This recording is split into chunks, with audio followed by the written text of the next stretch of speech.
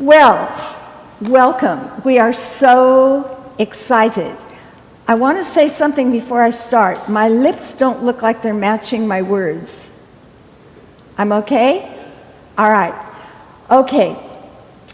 Thank you very much for coming. Thank you very much for just being part of this. It's a creation that we decided we would put into motion and invite you all to because of the times that we're going through that are very stressful for all of us and a little bit crazy and chaotic, hard even for those who are very emotionally grounded to stay grounded and to feel that there's hope. So this is all about really utilizing Mother Nature and the elements that she has and allowing us to find metaphors for our own life. So I would like to thank John Lightfoot for really hosting us, and I'd like to thank Madeline Dahm for doing our tech today with John, and for my dear friend Jane, who is in the background. There will be a little bit of movement, not a lot. People are at various degrees of comfort with moving, so I will be demonstrating in a chair. Jane will be demonstrating seated or sometimes standing, maybe even on her knees sometimes. So if you're more experienced, follow Jane, and I will be doing it for anyone that wants to know how to feel good and really have a healthy body by sitting in a chair. So, Paul and I are in the arts, and so the arts permeate everything that we do. For us, it's about making a connection to your spirit and your creativity and having ways to express yourself. So we will be having a guided meditation. Today's theme is water. Last time we focused on earth and gardens and seeds and planting and creating a beautiful garden of your own design that could always be there as your oasis to go to for renewal and for just a sense of the mystery of life and being okay with that mystery. So today we are going to be having song. We're going to be having music of different kinds. We're going to be featuring the singing bowls, which you'll learn more about later. I will be guiding a very, very simple, basic warm-up. And again, that's why we have various adaptations of that. Also, there will be some slides and some images that we have really sought around the world to find. One of our very dearest friends is a man named Clive, and he's from Australia. He's a professional photographer of nature, and he has contributed many of the slides for today. So, without further ado, I'd like to introduce my husband, my partner, Paul Tracey, and he'll tell you about the song he's going to begin with. This song is called Whaley Whaley. Now, you may have heard of it. It's a well-known folk song. In the old days, I'm talking about the 1700s, they first called it O, Whaley Whaley. And the O is just the letter O. It's not OH. O, Whaley Whaley. And it's also known today, of course, by the term, the water is wide. Now, it was, in the old days, I think folk singers tended to take a verse from a song over here and another one from over here and put them together. But it finally got standardized in the early 1900s when a man called Cecil Sharp put it down in a book. Now, Cecil Sharp was a collector of folk music in Britain, and he also went to the Appalachian Mountains and collected a whole lot of songs over there too. But he collected this song, and what he did was to sanitize it. Now, he did that with a lot of songs, and so some of the fun got lost because he cleaned them up. He took out all the naughty references and he put it in the book. And the book was called Folk Songs from Somerset. Now, I was raised in the county of Somerset in England, and so I can claim this song to be one of mine. But other people say, no, this is a Scottish folk song. So the history is extremely confused. Now, when it says the water is wide, I don't quite agree with that, because what the kind of water I like is long. You see, oceans are wide, but rivers are long, and I'm a riverman, and I have a secret talent. It's not a very obvious talent. You may not recognize it. You might say, an okay riverboat navigator. And I'd like to show you a couple of photographs which will fill you in on this little topic. I was traveling for many years, 20 years. I would spend 2 weeks every year traveling in a boat. Now we're going to try to get this. There it is. Look, that's the boat. It's the home of the American Waterways Wind Symphony Orchestra. And my job on board, I was a guest artist, and my job was to write songs for each place where we stopped. And you can see what the boat looks like. How are we doing on the pictures? Maddie, are we coming along? It's there? Okay. We've got the picture of the boat with the orchestra shell open. This is the one which shows you what the boat looked like from the banks. And there would be a microphone between every two players in the orchestra, and with very good microphones, there we go, with very good microphones and loudspeakers, we could play to thousands of people on the banks. And I would have to make up a topical song about whatever village, town we were in, and try to remember the words. And well, it's the same as today. I've got to try to remember the words. There's another picture which shows the sharp end of this boat. Now the sharp end, there is no sharp end. The boat has got two blunt ends on it. It's a barge. And we would travel anywhere we could go when there are 8 feet of water. Now the Corps of Engineers is the ones who dig out the rivers in the United States. And we only needed 6 feet. But if there are 8 feet, well, all the better. So we would go down rivers. We'd start in Pittsburgh. That was the home of the orchestra in Pittsburgh. And if you go down the Ojai River from Pittsburgh, you can get to the Mississippi. Now we're seeing some pictures. Get to look at the arrow on the right. That points to Pittsburgh. Then go down the river, that Ojai River, get to Mississippi, make a left, you can go down to New Orleans. Make a right, you can go up, and when you get to St. Louis, you could turn left and go across just one state and get to Kansas City. Or you can go up the Mississippi, get all the way up to Minneapolis, St. Paul. Or you could take a shortcut across, find the Chicago River, and get into the Great Lakes right through the middle of Chicago. It's an incredible way to go. And once you're in the Great Lakes, then you can work your way all the way out to the Atlantic. Well, there's a couple of very, very deep locks to get you past Niagara Falls. And you can go out through the St. Lawrence estuary. Or you can take the tiny, tiny canal from the Erie, Lake Erie, and it's the Erie Barge Canal. And that's very narrow, and it had very low bridges. Low bridge, everybody down, low bridge, because we're coming to town. The old Erie Barge Canal song. And that drops you right into the Hudson River. If you turn right, go south, you go past Yonkers, where my late in-laws lived, and you can go all the way down to New York City and out into the Atlantic. So I've seen so much of the States from the water. Our great liquid highways. Now this song, Whaley Whaley, is not about long rivers, it's about wide, the water being wide. Now I should warn you, there's one word coming up in the first line. It says, the water is wide, I cannot get o'er.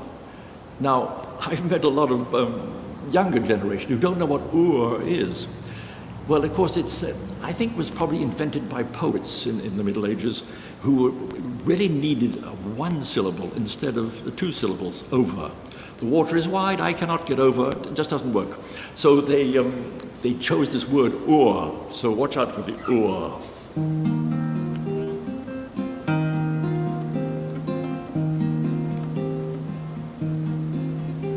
The water is wide, I cannot get o'er, and neither have I wings to fly. Build me a boat that will carry two, and both shall go, my love and I.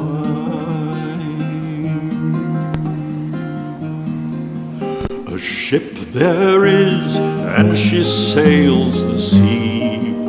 She's loaded deep as deep can be, but not so deep as the love I am in. I know not if I sink or swim.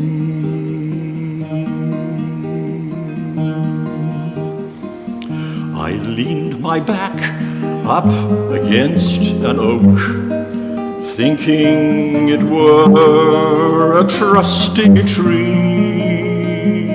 But first it bent and then it broke, and so did my false love to me.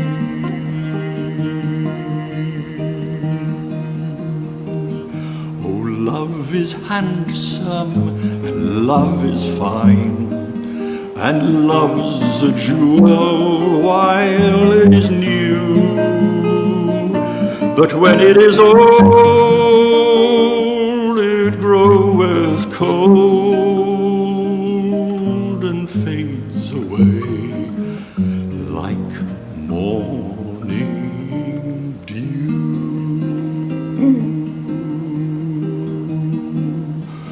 The water's wide, I cannot get o'er. Well, that gets us off to a beautiful start with the theme of water. And I'd like to give you a couple of quotes. Jacques Cousteau, who was a great marine biologist who contributed so much to our knowledge, said, "We forget that the water cycle and the life cycle are one." Now, you may not realize why he would say that, but do you realize that about 70% of our body is made of water? And that's why it's important to hydrate yourself every day and get enough water into your system. And also, Lucy Lancome said, "A drop of water, if it could write its own history, would explain the universe." And as you know, all the explorers that we have out in space are searching for planets and places in our galaxy where they might find traces of water, because we need that in order to plant and to live and to have that as one of our major elements. And there was a sage. His name was Isaac Dinesen, and he said, "The cure for anything is salt water, in the form of sweat, tears, and the sea." So what I would like to do now with this 70% container that you live in, called your body, is to take you through a very simple series of exercises that are based on Hatha Yoga, which means sun and the moon, and it is a collection of many, many different forms of yoga that I'll be drawing on. So Jane is going to be in the background, and she'll be doing the same things that I'm doing in a chair, she'll be doing on the floor. At times she'll move to her back, and at times she'll actually do standing. So we're going to start, interestingly enough, tapping. The physical just action of tapping is really related to the element of water. And tapping, if you would think of tapping water and all the ripples and things that would cause everywhere, that's what it's doing in your body. So we're going to start with something called qi, which is another word for energy. It's a Chinese word. And we're going to move the qi on these kind of rivers that go in our own body. They're called meridians. And acupuncture is based on these meridians.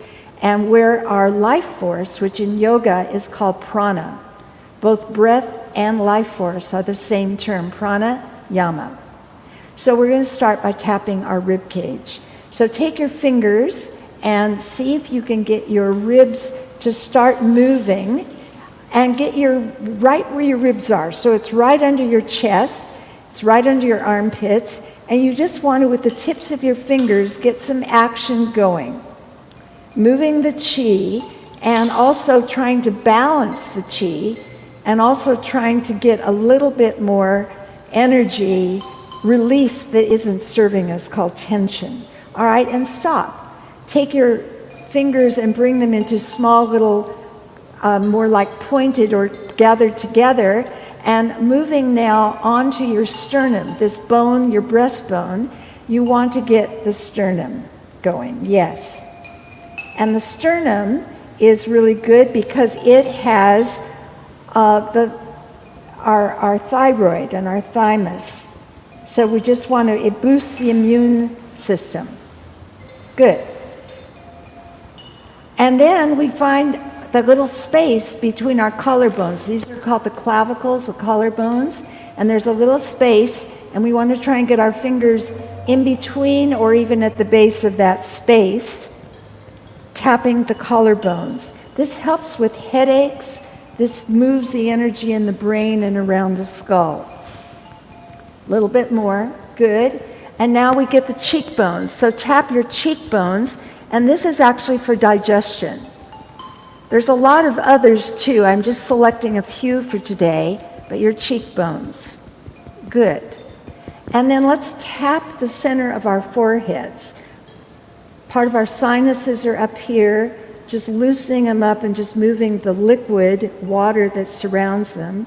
And now take your 8 fingers, anchor yourself with your thumbs, and just pull apart. Just pull about 1 inch apart with some pressure. And this opens up the frontal part of the brain and just kind of clears the brain a little bit. And you can also feel that thumb on the temples, which is a nice place to press.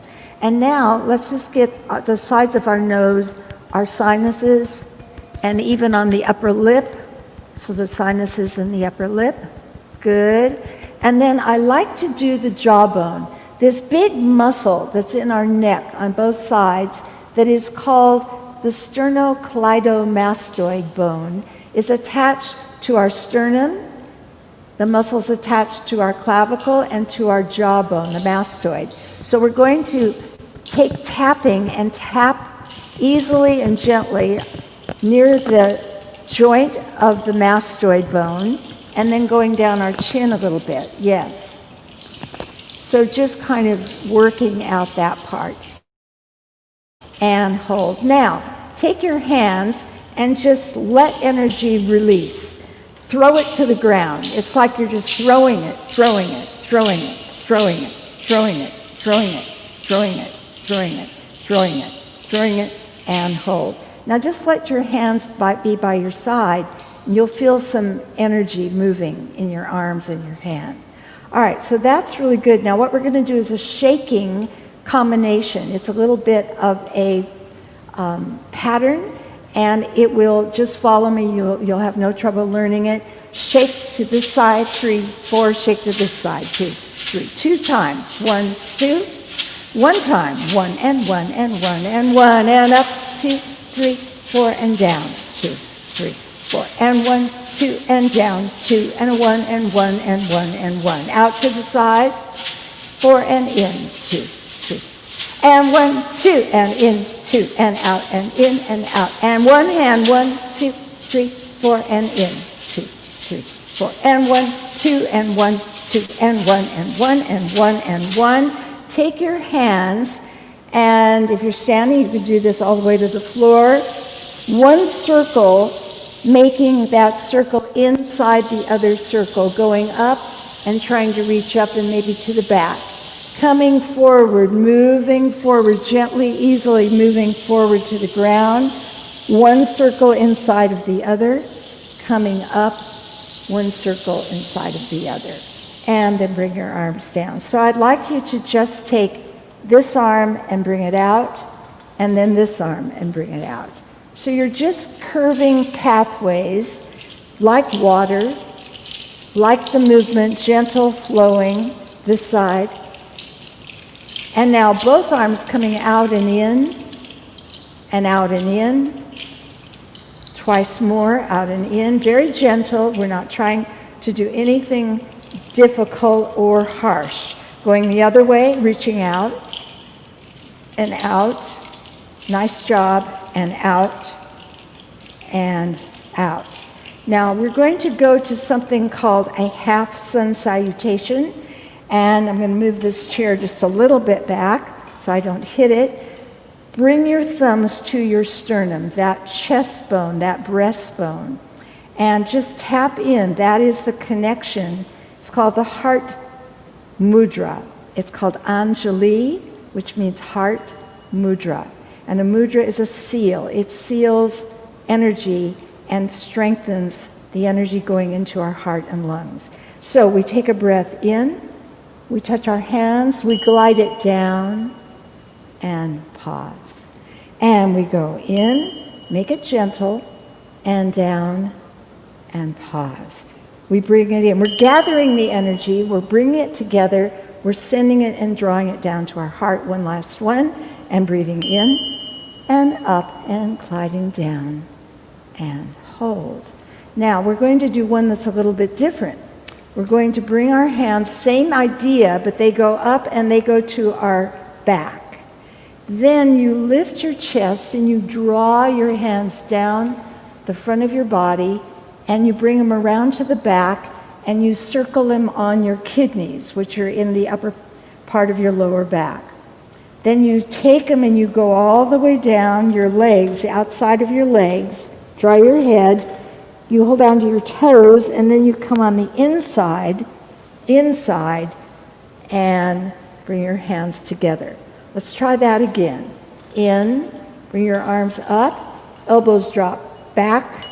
You pull your chest forward, you lean back, you bring your hands around to the back of you, circle your kidneys. Now draw a line down the outer edges of your body like rivers, and then bring them to your toes, bring them inside your legs, and we'll do it one more time, coming here. And bringing it in to the back. Get your elbows high. Now pull on your shoulders. Pull that tension. Pull it behind you. Circle your kidneys. Then go down the edges of your body. Down, down, down, down, down. Hang. Come to your toes. Coming on the inside, and hold. All right, put your hands on your knees. I'm going to give you a breathing exercise before we go further with our exercise. Right now, more than ever before, and it's always been important, we want to strengthen your lungs and its relationship to your heart. Your heart and your lungs are like the parents of the body. So I'm going to do an exercise where you breathe in through your nose for 4 counts. You hold the breath in and do nothing but hold it for 4 counts. Then you breathe out through your nose, not your mouth, exhaling for 4 counts, and you hold your body in emptiness for 4 counts. So there's called 4-part breathing. Everything is 4 counts. We'll do it 8 times. Press into your knees and breathing in. Inhaling, 2, 3, 4, and hold it. 2, 3, 4. Exhale through your nose and hold it. 2, 3, 4. Again, inhale, 2, 3, 4, and hold it. 2, 3, 4. Exhale. 2, 3, 4, and hold it. 2, 3, 4. Again, inhale, 2, 3, 4, and hold it. 2, 3, 4. Exhale, 2, 3, 4, and hold it. 2, 3. Number 4, breathing in. 2, 3, 4, and hold. 2, 3, 4, exhale, 3, 4, and hold it empty. 3, 4. Number 5, in, 2, 3, 4, and hold, 2, 3, 4. Exhale, 2, 3, 4, and hold, 2, 3, 4. 6, inhale, 2, 3, 4, and hold, 2, 3, 4, and exhale, 2, 3, 4, and hold, 2, 3, 4. 7, in, 2, 3, 4, and hold, 2, 3, 4. Exhale, 2, 3, 4, and hold, 2. Last one. Breathing in, 2, 3, 4, and hold, 2, 3, 4. Exhale, 2, 3, 4, and hold, 2, 3, 4. Take what we call recovery breaths, breathing in, and again. So in yoga, we primarily breathe in through the nose and out through the nose. And if you can get it to draw down the back of your throat, it makes a slight roaring sound like the ocean. And when you do that, which takes a little practice, it's called Euge breathing or victory breath, because it causes us to use more of our muscles to support our lungs, which, by the way, are on the back. The front of the lungs is on the back of our body. So we want to really expand that back. Okay, so Joan Dry was doing this before we started. She knows because she's a yogini. And we're doing a warm-up of our body. And you could also do this standing if you want to, but you don't have to. You can just change and go the other way. So this is from the style of yoga called Kundalini, which is a very movement-oriented style of yoga, and come center. Now, I've put this one together. I call it the 7-chakra undulation. You start with your heart, then your throat, then your third eye, crown, and then you pull it back. So now we want to breathe in through our nose, and halfway you start breathing out. And then try it again. So you're going through every single one of your vertebrae, and you are trying to bring a little more space, a little more energy, and release the tension that is there. And hold. Very, very good. All right, so let's just get our feet going. If you're sitting in a chair, you can do it this way. On your back, Jane, you could do it in the air. I call it jello legs. You just bring your legs into the air, and you just get some energy going in your hips and your legs. Yes, good. All right, very, very good. And hold. Now, I'm going to give you the essential movements of the back. These are movements you should try and do every day. Now, ideally, we are going to clasp our hands, and then you're going to press it down, and you're going to reach it up and back. Now, you'll slide down. The image I give here is that you're inside of a ball, and you want to feel like you are inside the ball, leaning forward and coming up through the side of the ball and to the very top and back. And then you slide down the sides of the ball, and you pull it in, and you lean back to the side of the ball. Now, if that's not working for you, you can do your thumbs. If that's not working for you, you can hang here. If that's not working for you, well, then what you can do is just reach your arms up. If that's not working for you, bring your elbows up. You don't have to go up all the way if that's not possible. You've got to take care of your body. All right, here we go. Clasp your hands if you're able, or the thumbs, or any of the solutions I gave you. And breathing in and up, reaching back and down. Now you're kind of sliding down the inside of the ball and coming up. And so we're really finding the full range of the concave and the convex parts of our spine coming in. This time you're going to stay up. So come on up, up, up. Now hold it as tall as you can. Now press into your feet And then see if you can lean off to the side, yes, and come centered, good, and off to the side. So you're now working those stomach muscles. My grandson Finn and Zach do a lot of personal training. And my grandson has been training, and he's been learning how to teach all of these things in his training sessions. Now open up and then bring them down. Now, another essential movement of the spine is that you reach out and you come on over your head. Yeah? And then you come back. Now, you reach out, you come on up over your head, and if you can, you look up under your arm. Do it one more time. So you're drawing a rainbow. If it hurts your arms, then just do it without the arm. Just do it with the lean.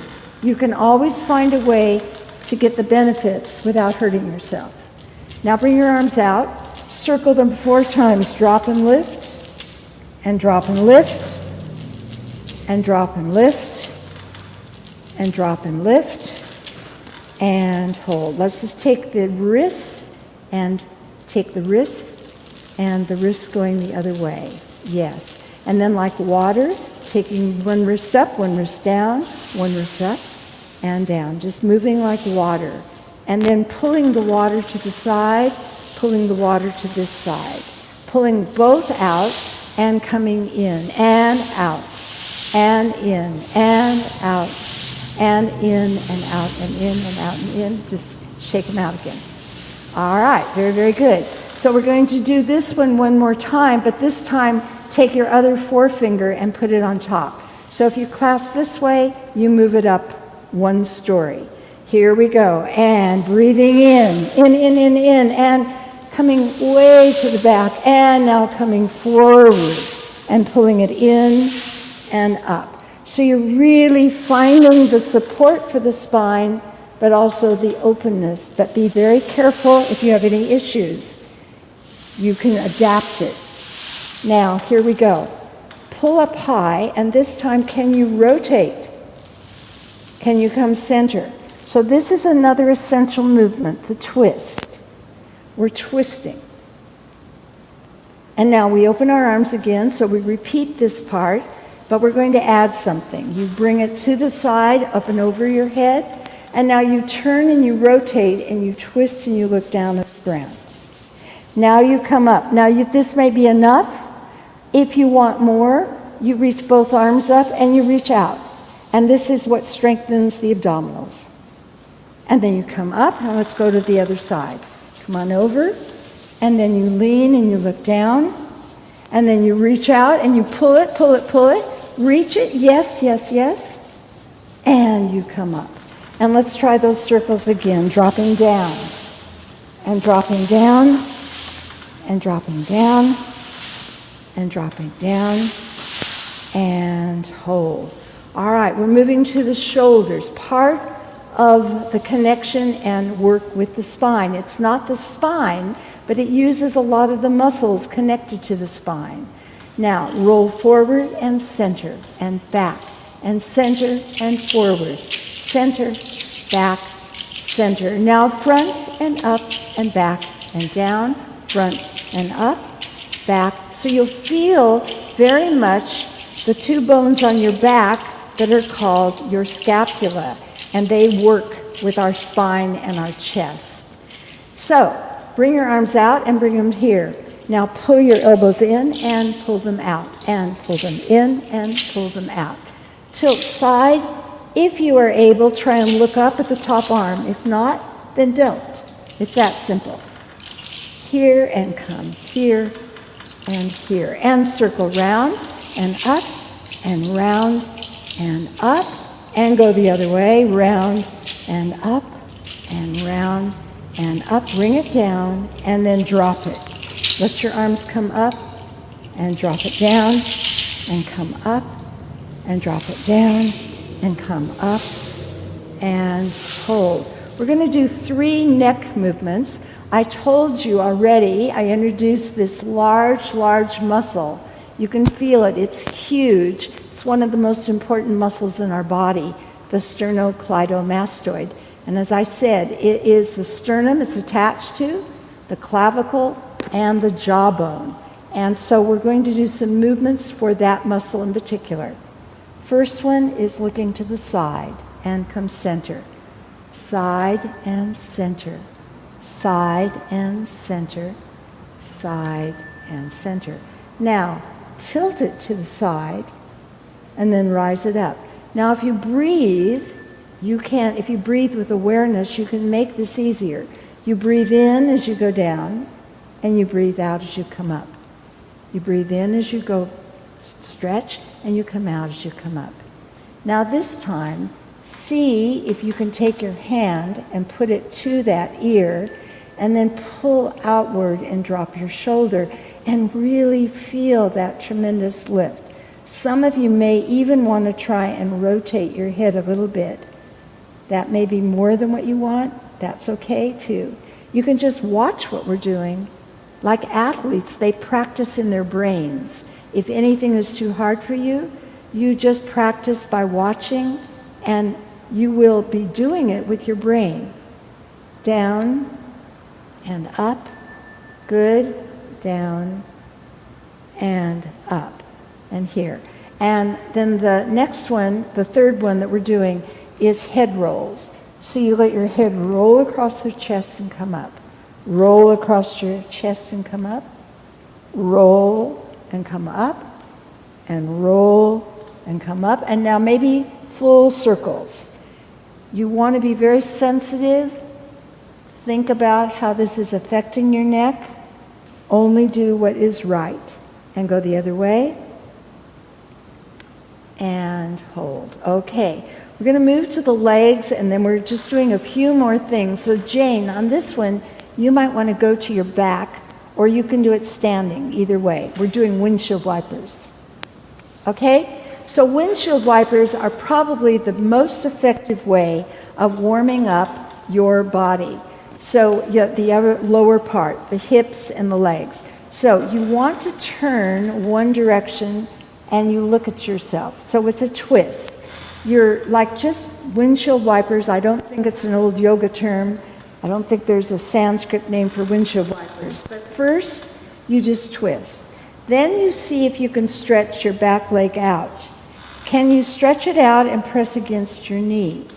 Can you get your arm out? And can you do this? And then can you do this? And then can you do this? And hold. Okay, now I'd like to show one more, and you can do this, Jane, maybe, well, you don't need to do it, but you can do it standing if for anyone that wants to. And that is that you go this way, and you swing it, and you lift your one leg out, and you swing it, and you go this way. So you're just swinging your body, and you're swinging your body, and you're swinging, and one more, and you're swinging. Good job. And come up. All right. So the last one, I would like Jane to stand for this one. We're going to do half Sun Salutations, Jane. So those of you that know how to do it and want to do it standing, I'll do it sitting. So we start with our hands in Anjali Mudra, the heart center, and we breathe in and up. We press our body forward with a flat back, and then we rotate and we bring it down to the ground. And then we come up halfway, breathing in and breathing out, and then we sweep our arms up, touching, gliding down. We have 3 more to do. And breathe in, and up, and forward. Bring down, and breathing in, lengthen, come down, release, sweep, 2. You might want to try it with your eyes closed if you're secure enough. In and up and forward, and round down, hang, and breathe in, and lengthen, breathe out, release, and sweep it up, coming down. Last one, breathing in, and up and forward. Hang down, release down, hang, and pressing up to a flat back and a round back, and sweeping the arms, touch, gliding down, and hold. And here's our very last one, and you can do it standing as well. You're just going to take your hand and you're just going to see if you can cross your body. So with your hand crossing your body. Now see if you can go back further. So you're starting the twist now through your whole body. Now this time circle forward with your arm behind your body and then wrap it to the side. Now sweep it forward, go behind your body, and this time see if you can twist. So with those standing, I'm going to suggest that you put your hands together, Jane, and do a parallel position. I didn't work this with her out. There you go, yes.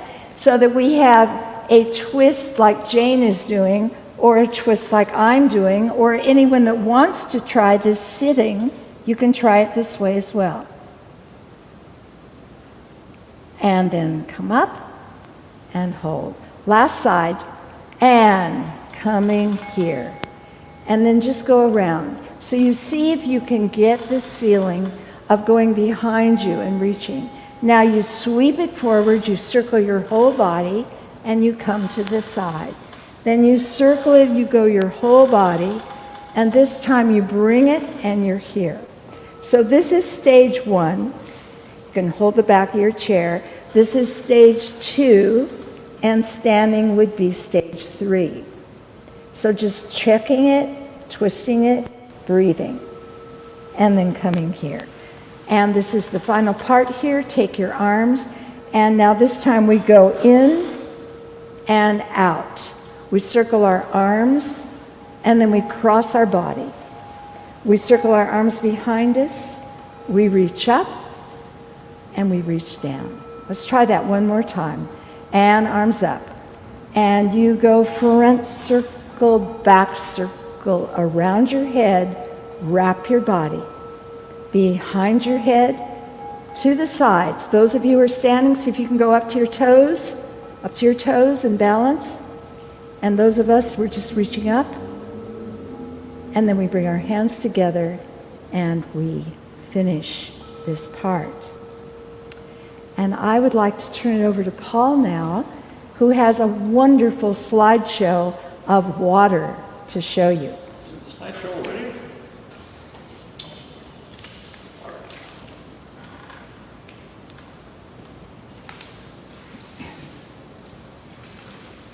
Oh, I think I'm going to pick them here. Yes, Susan was telling you about the scientists these days who are looking everywhere for life in the universe. And the big clue is if you can find water there, there's a good chance that there's been life. And we are so lucky because we have so much water on this planet. And as you know, it comes in 3 different shapes, 3 different formations. There is the solid, which is ice and maybe snow. Then there's the liquid form, which is rain or fresh water in the rivers or salt water. And then there is the gaseous variations, steam and mist and fog. And we've got some pictures here, and I'd like to share some of these pictures with you. The first one, when you think of water, I think personally of rain. Now, one reason why I left England was because of rain. Too much rain and drizzle. Oh, and if it's not drizzling, it's spitting. And we have so many words for this stuff coming out of the sky. And it certainly rains in England, even though many people associate rain as being from Spain, where, as you know, it falls mainly on the plain. But not in this photo. Here it's raining in a city in Spain. Now this one was taken up in the Sierras, a little lake way up in the mountains, showing water in both its liquid and snow formations. The photo and the next few were taken by Clive Alcock, my Australian friend. Now, for the next one, it's hard to tell, but this is actually very still water acting like a mirror, reflecting the hillside behind. I just love that picture. No, your screen is not out of focus. This is just another of Clive's reflections in rippling water photographs. I love that. It looks like it's been painted. Mountain streams. Water is very good at something. It's making things wet. Moss loves it. If it's wet enough, moss can grow on a rock. Looking at this picture, my mind wanders up this mountain stream looking for a safe place to hop across. But watch out. Moss can be very slippery. Eventually, these little streams work their way down to the valleys. The speed of the water drops, and they can become a great, big, curling river. No, it's not the Mississippi, but it's behaving in the same way. But this one is the Mississippi, the lower reaches of the Mississippi. Here's the bridge at Natchez, down below Memphis on the way to Baton Rouge and New Orleans. Now, if you're going east or west, most people cross the Mississippi and see it under the bridge for just a minute or two. I'm one of the lucky ones who's been up and down that river, and so much of it. Not riding on something like the paddle wheel on the left, no. I was on the one you know about. It's a boat called the Point Counterpoint 2, the orchestra boat, as you know. We could go anywhere the Corps of Engineers had dredged out 8 feet. But even though we only took 6 feet, we often got stuck. One thing to watch out for if you're floating down a river is something like this. A big waterfall. Water's always following the rules of gravity. If it's lighter than air, it can rise. If it's heavier, it'll fall, like it does at the Victoria Falls. Yes, that was Scottish explorer David Livingstone, who named it after his reigning monarch, Queen Victoria, in 1855. But the local people, the Lozi, had their own name for it, the Smoke That Thunders. And there it is, still thundering and carving out that canyon. What incredible power. And it's the same story here. One small river did an amazing job of cleaning out the whole of that enormous Grand Canyon. Well, it probably took 4 million years to do it, but still, it's a big job. And it's possible to harness that power. I had to take salt pills for the heat when I was here in Zimbabwe, watching them build this dam, the Kariba Dam. Stopping the Great Zambezi took some doing. This river, not as impressive, but more famous. Perhaps the most sung about river in the world, the River Jordan. People still go there to be baptized. One more river, and that's the River of Jordan. One more river, there's one more river to cross. The river there, as you see, it goes from the Sea of Galilee down to the Dead Sea, dividing the West Bank and Jordan itself. Now for some pictures of water as a gas. One of the less attractive forms of water, maybe. A peace super fog in London with the statue of Eros in Piccadilly Circus. Fog with soot in it. Of course, today we call it smog. Good name for this train. Steam engine. Look at all the steam. But the steam wasn't always this clean. Burning coal, it was usually filled with smuts that found their way into your eyes. Very painful, not good at all. Clouds. Clouds come in many different formations at different altitudes. Cumulus, stratus, nimbus, cirrus. Sometimes in California, it's hard to find a single cloud in the sky, but plenty of salt water, the great Pacific Ocean, and one of our family photos on an overcast but cloudless California day. Ooh, look at this one, the storm front, so menacing. And I don't even want to include tornadoes or hurricanes here. I prefer the peaceful water scenes, like this one, with a couple of sheep ignoring the beautiful rainbow behind. Now, lastly,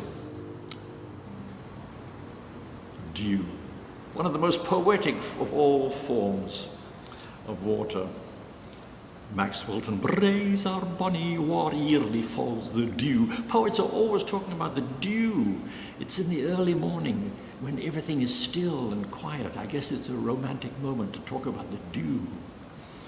And spiders seldom get much praise, but aren't they superb designers?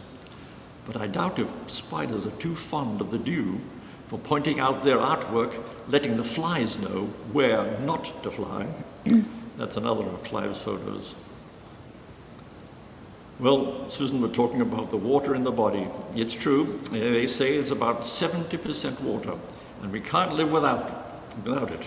Look at the details. Can you read it there? Lungs are 90% water. Blood, 82%. Skin, 80. Muscles, 75. Brain, 70. And bones, only 22. Dem bones, dry bones, dem bones, dry bones,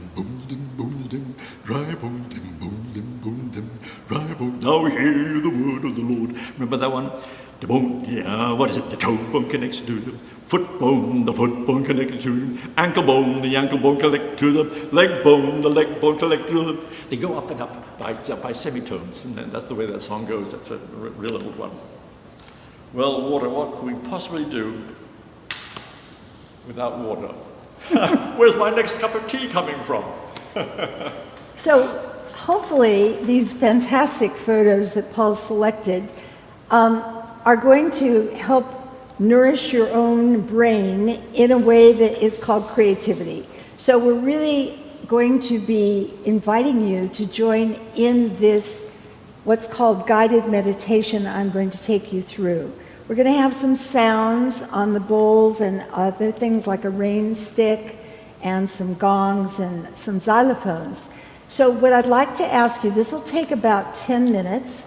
So I want you to find a place that's really comfortable. You're going to be lying down or sitting or leaning on a table or in your bed or wherever you happen to be that you're comfortable. That's the main thing. Be comfortable, be warm enough if you're at all cold.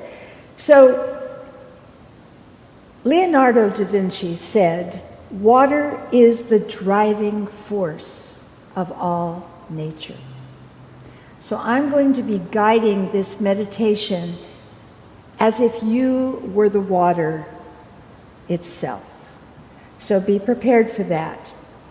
Lao Ochung said that nothing is softer or more flexible than water, yet nothing can resist it. As you saw when you were looking at the canyons and the rock, that just one drop of water, after thousands of years, it really breaks down even the hardest, most challenging of textures and minerals. And maybe that's the way it is with people as well.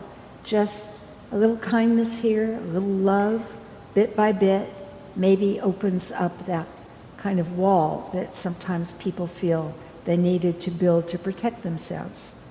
All right, so hopefully by now you're comfortable. And now I'm going to lead you through, this is an original guided meditation on water.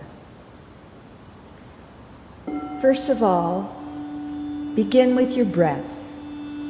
Begin with your life force. Remember, when your breath is no longer moving in your body, you are no longer in your body. It's not functioning. It won't animate. It won't work. We don't have life. So breath is life, and as I mentioned in yoga, it's called prana or pranayama, life force, breath.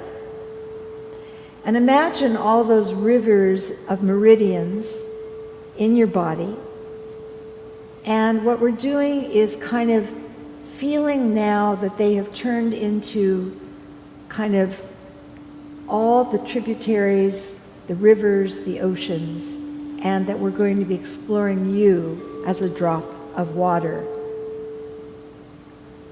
Imagine the qualities of water in yourself.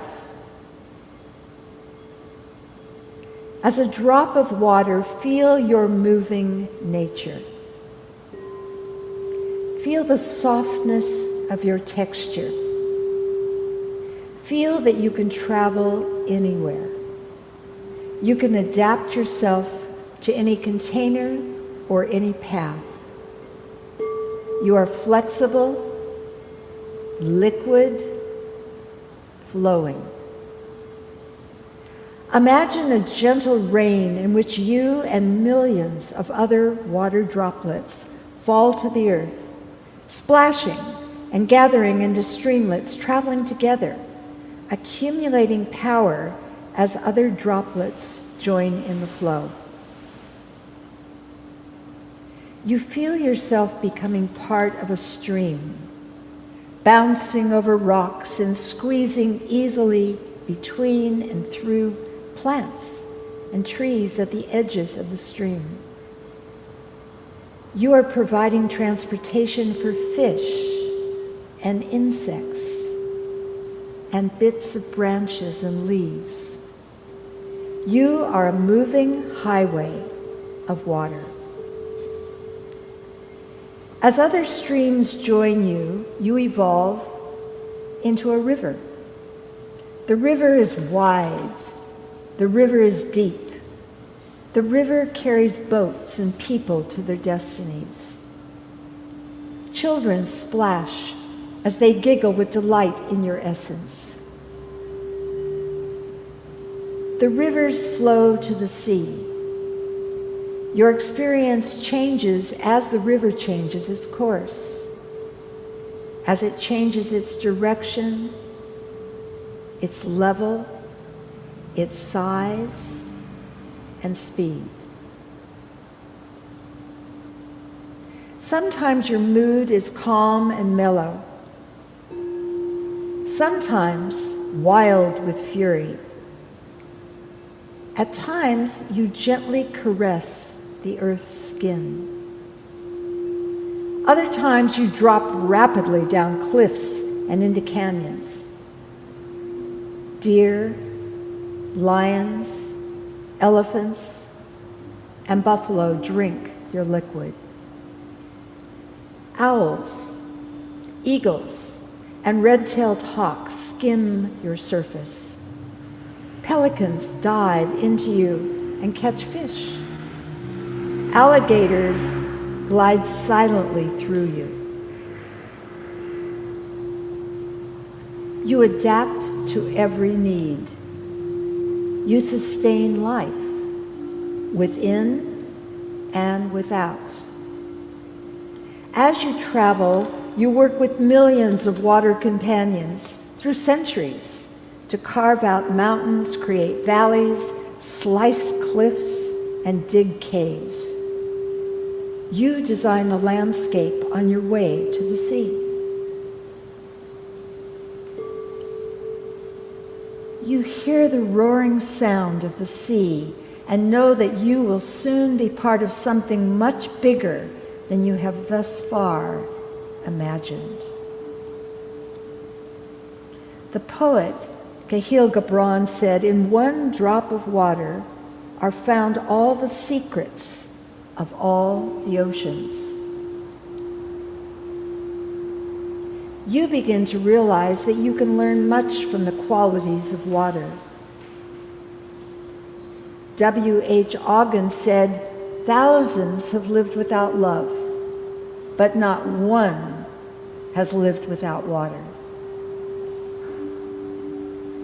As you breathe in deeply and exhale fully, think of how you can be more flexible and pliable, like water.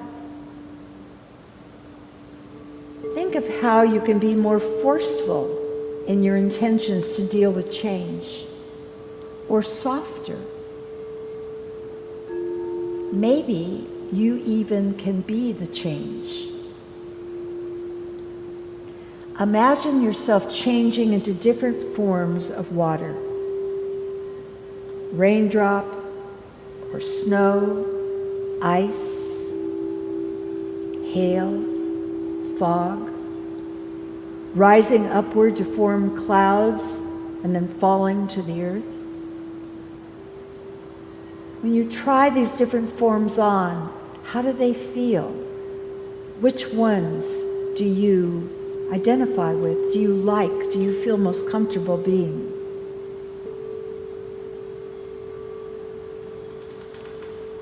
So begin to breathe more deeply and longer breaths with a deepened sense of understanding,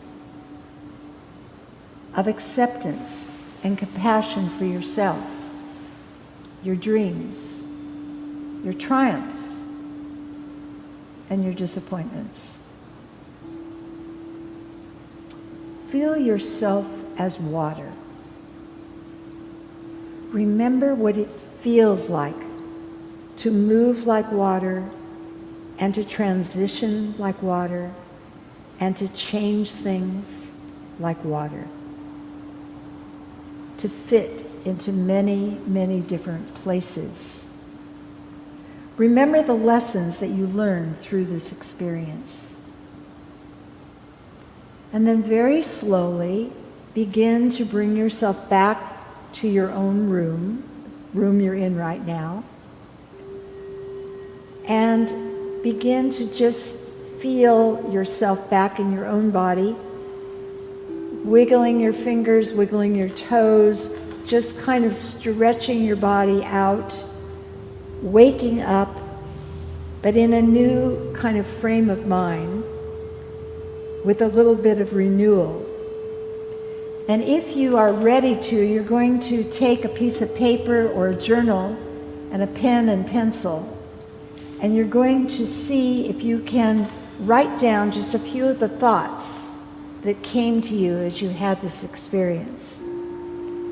So I have a few writing prompts. If you don't have paper, you don't have a pencil, you don't have a pen or a piece of charcoal, then think your ideas. Just go through a process of brainstorming within your own mind. So first of all, what thoughts, feelings, or memories came up for you?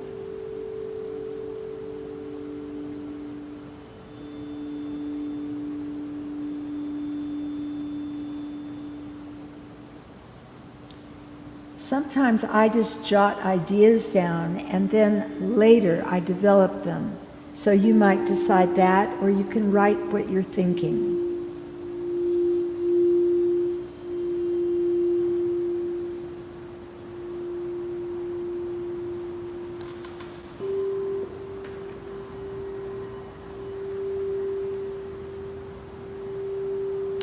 And you can continue writing on that, or you can try this idea.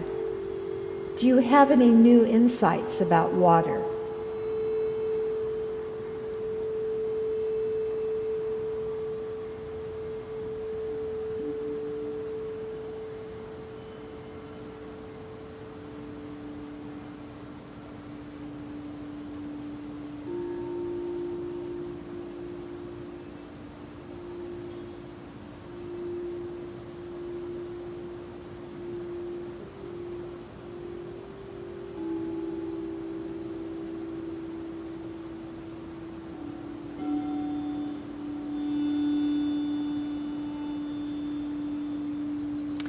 And finally, how is water, in any of its forms, a metaphor for your life? How is water a metaphor for your life?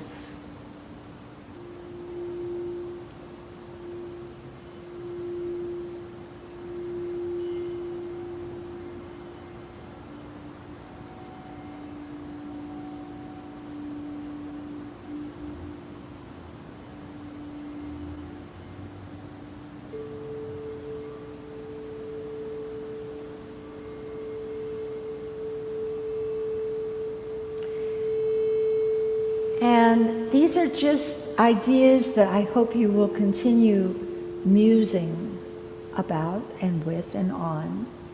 And perhaps you'll even like to write a poem or a short story, or just be aware of water in a new way from this experience. A wonderful Vietnamese Buddhist who lives in France, Thich Nhat Hanh, says that enlightenment is when the wave realizes it's the ocean. So now I'm going to turn it back to Paul, and he's going to introduce the singing bowls to you. So let me tell you a little bit about the singing bowls. They're made of a certain sort of glass which has a different component in it. And it's the special part of it, which is lead. Lead turns glass into crystal. And these are crystal bowls. And there's quite a difference because when you hit this bowl, now this one, for example, that note in music is A. And normally orchestras tune to that note A, and it has 440 vibrations in it.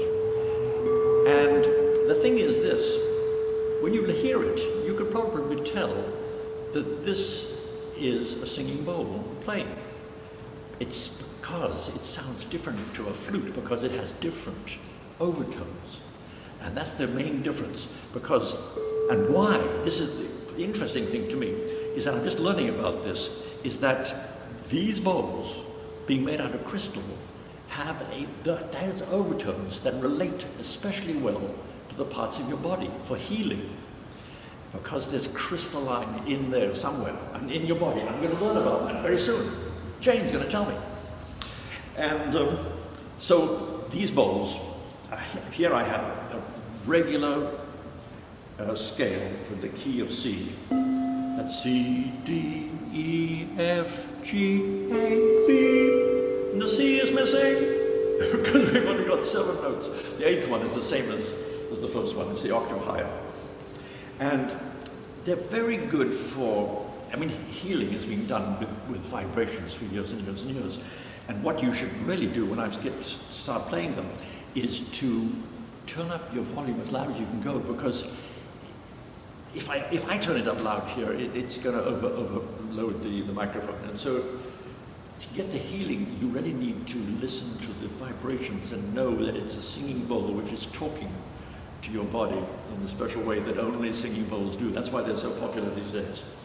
Now, yogis always associate the bottom one here, the red one, with the various chakras, the root chakra. And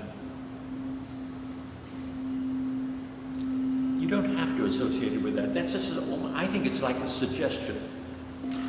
Whatever suits your body just right, that's the one you should listen to for different parts of your body. So that's the red one, which goes with the root chakra, and that's for your physical needs and everything. The D in the scale is the sacral chakra, and you know about chakras, right? All those centers in your body. The second one from the bottom, the sacral one. Solar plexus, the third one, the E in the scale. The heart, the green one. You hear how when you play them in adjacent notes, there's a sort of a clashing sound. It's rather like church bells, which are out of control. You ring them and they keep ringing. So you can deaden them by using your fingers. I have to do that on occasion. Otherwise it sounds like church bells, really sort of, which is a chaotic form of music, really. The 5th one is the throat chakra. 3rd eye over here, the indigo. And the crown. That's the 7th one, the crown. Violet one. All right, so shouldn't I give the sort of concert of all bowls for a few minutes?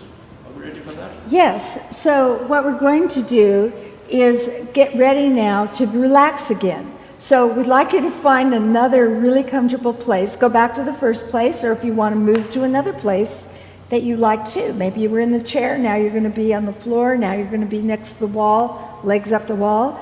We're going to give you a sound bath. And I'm going to just give you a quick breathing to get you ready for this. And this is a little different breathing than we did earlier. You're going to breathe in through your nose, out through your mouth. In through your mouth, and out through your nose. So it's in through the nose, out through the mouth, in through the mouth, out through the nose. We're just going to do it 4 times, and then we're going to immediately go into our sound bath that will be approximately 10 minutes. Breathing in and breathing in, out through the mouth, in through the mouth, out through the nose. Second round, in through the nose, out through the mouth, in through the mouth, out through the nose. Number 3, breathe in through the nose, out through the mouth, in through the mouth, out through the nose. Last one, in through the nose, out through the mouth, in through the mouth, out through the nose. Okay, get really comfortable. You might want to lie down for this again, and sound bath.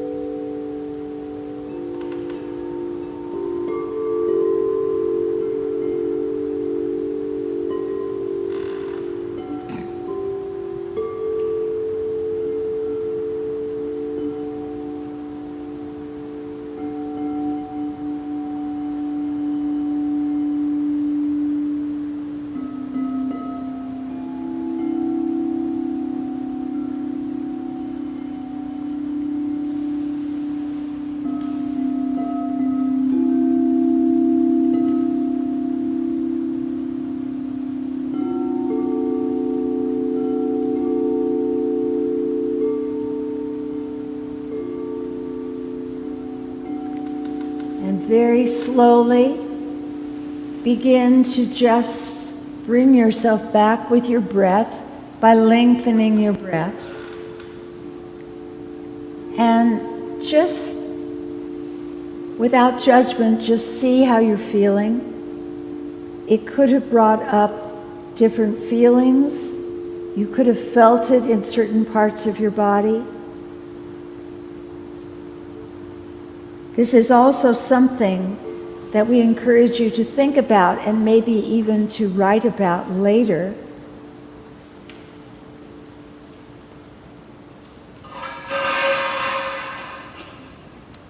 And we're coming to the very end of our workshop, and we're ending with this song. So we have one more beautiful, beautiful song, and I'm going to invite all of you that would like to, and I want to make sure we can see Jane back there, so that I'm going to be doing very simple movements like water and birds and things to the music, and you can just listen to the music, or if you're more physically inclined and you want to express it, you can try moving with me. Or do your own movement if you don't want to move with me. It's okay. I won't be hurt. All right. Okay. This is the Sky boat song. You've heard of that before. And I have a personal connection with the island of Skye. My mother was Scottish. Ursula Campbell was her maiden name. And then she met this man called Hugh Tracey, and he was an Englishman. So I'm half English and half Scottish. And the island of Skye was where my grandmother went when she just got married, and she was related to the MacLeod family who live on the island of Skye. And she went to this castle, Dunvegan Castle on the Isle of Skye, and that is the home of the chief of the MacLeods. And her name at that time was Dame Flora MacLeod. And all the time I was growing up, she was always the chief of the MacLeods. And it's not surprising that she lasted that long, because she lived to be 98 years old. So that's my connection to the Isle of Skye. Now this story is about Bonnie Prince Charlie. And Bonnie Prince Charlie was a pretender to the throne of Great Britain. And he was fighting with the Jacobites. And he'd had many fights with the English. And he was doing okay until Culloden Moor came up, the Battle of Culloden. And that's where he lost badly. In 40 minutes of fighting, only 40 minutes of fighting, his army was destroyed. And he was on the run for 5 months with the English chasing him. And he had to escape. And so he met a woman called Flora MacDonald. And she was the one who helped him escape to the Isle of Skye. One of the things she did was to dress him up as a woman. Anyway, they went down to the coast, and they had to get in a boat to cross over to Skye. And on that day, it was very, very stormy. So this is the song about that event in English and Scottish history. Now, there's one word I should tell you about. It's the word claymore. And when the word comes up, claymore, you'll know what it is. It's a big sword, which you have to hold with 2 hands. It's a big, and it can just wipe out. I don't want to talk about it. It's really quite horrible. And if you ever thought that this song was a lullaby, you may have to rethink it once you know the bloody story of these events.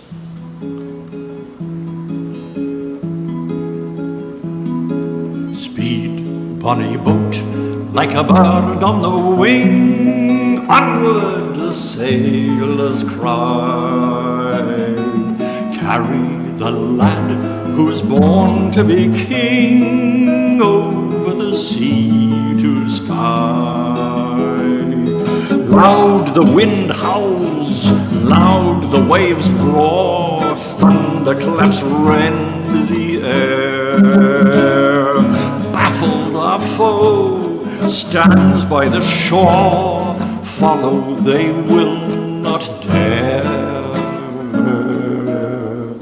Speed, bonny boat, like a bird on the wing, onward the sailors cry.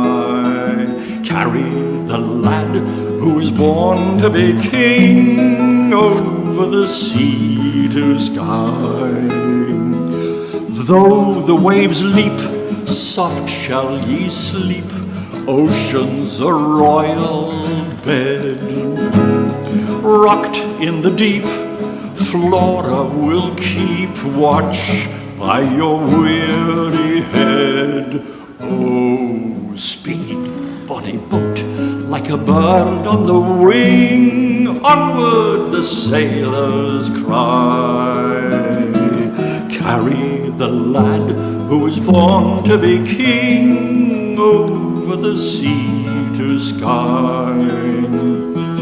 Many's the lad fought on that day, well the claymore did wield.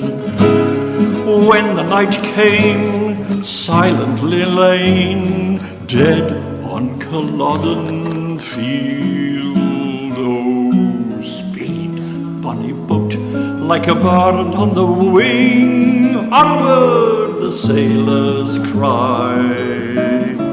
Carry the lad who's born to be king over the sea, over the sea, over the sea to sky.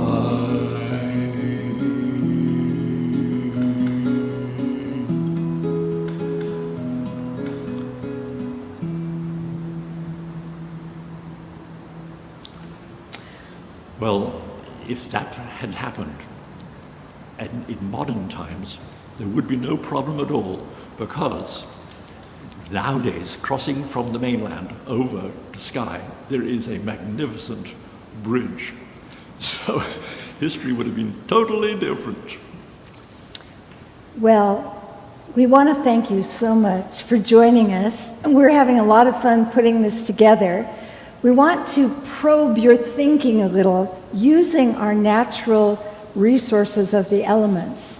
And so with water, when life throws obstacles in your way, be like water and either cut through them or form a new path that will lead you to your goals and your dreams. Keep flowing. Remember, one drop and another drop and another drop can often accomplish things that you couldn't do otherwise. Water can cut through anything. Please continue thinking about your writing. I had a little bit more that we wanted to give you after the sound bath, but we also want to honor the time of finishing when we said we would. So there's three things. Last time we taught you Shanti. So Shanti, and often you'll just go Shanti. Shanti. Shanti means peace. Try to cultivate peace within you. Try to breathe peace out. Try to think of the road of peace. And just like water, that's the way maybe we can make change. The other thing is Namaste. So in Namaste, and it's a beautiful concept that from the light within me, I greet the light within you. I greet the light within you. And it's just a wonderful, wonderful image. Often yogis will do it this way. They'll do it this way, something higher or bigger than themselves. To their own heart center, always remember to go with love. And then making a fist with the left hand, covering it with the right. And that is bowing to your inner teacher, your intuition, your wisdom. And then I'd like to teach you one last thing that we're going to do today, which is Om.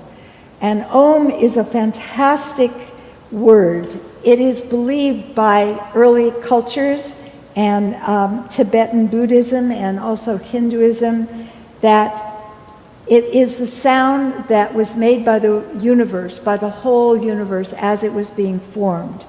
And the Tibetan Buddhists feel that it's a symbolism for wholeness, perfection, and the universe.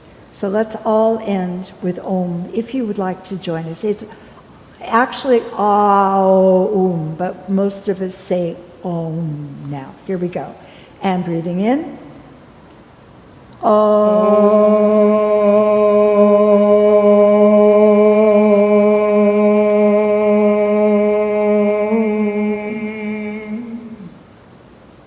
Shanti, Shanti. Namaste. Namaste. All right. Just a reminder, our third one is at the end of this month. This next month, it's coming October, and I believe it is, if I have it written here. October 25th. It's on the screen. Oh, good. It's on the screen. October 25th, and it will be featuring air. Air. Thank you so much.